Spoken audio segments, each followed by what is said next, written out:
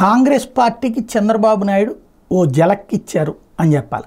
ఎందుకంటే ఇప్పుడున్న ప్రస్తుత పరిస్థితుల్ని బేస్ చేసుకుని తను కన్వర్ట్ చేసుకోవాలనుకుంది కాంగ్రెస్ పార్టీ. పదే పదే రెచ్చగొడుతోంది చంద్రబాబు. నిన్న ఒక ఫోటో కూడా చూపించా ఎట్లాంటిది అన్నది. ఒక పక్క నితీష్ కుమార్ చంద్రబాబు లాగుతున్నారు. అట్లాగే ఇప్పుడు కొత్త స్టేట్మెంట్లు ఇస్తూ వస్తుంది. దానికి ఒక పేరు కూడా పెట్టిందనమాట. కూటమి అంటే నితీషు ఇటు చంద్రబాబు కూటమి అది అన్నటువంటి కాన్సెప్ట్కి అర్థం వచ్చేలా పెట్టుకొచ్చింది.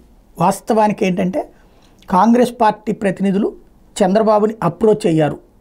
ఢిల్లీలో వినబడుతున్నటువంటి ప్రచారం ఏంటంటే రేవంత్ రెడ్డి ద్వారా కూడా మాట్లాడించే ప్రయత్నం చేశారు, ఏదైతే కూటమిలోకి తమ వైపుకి రమ్మనమని. అయితే చంద్రబాబు గారికి విషయం తెలుసు. ఇప్పుడు ఇక్కడ 293 స్థానాలు వచ్చినాయి అంటే ఏకంగా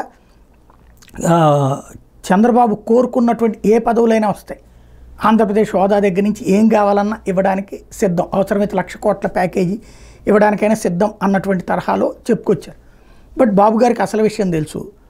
ఇక్కడ ఇందులో చిచ్చు పెట్టడానికి చూస్తున్నారు. 293 స్థానాలు ఉన్నటువంటి కూటమిలో నుంచి తను యువతలకు వచ్చేసినా అక్కడేం కాదు, అటు నితీష్ కుమార్ ఉన్నాడు, మిగతా దాంతో సరిపోతుంది. అదే సందర్భంలో దాని ఇంపాక్ట్ తర్వాత రాష్ట్రానికి నష్టం. ఇంకోటి వీళ్ళేం ప్రభుత్వాన్ని ఫామ్ చేయలేరు. పోనీ వీళ్ళకేమన్నా ప్రభుత్వాన్ని ఫామ్ చేసే సీన్ ఉంటుందా అంటే అసాధ్యమైనటువంటి. కాబట్టి బాబు గారు చాకచక్యంగా ఆలోచించారు. అందుకనినే కాంగ్రెస్ వాళ్ళ తెలివితేటలకి లేదా కాంగ్రెస్ వాళ్ళ వెన్నుపోటుకి లొంగలేదు అన్నటువంటి ఢిల్లీ సర్కిల్స్లో వినబడుతున్నమాట.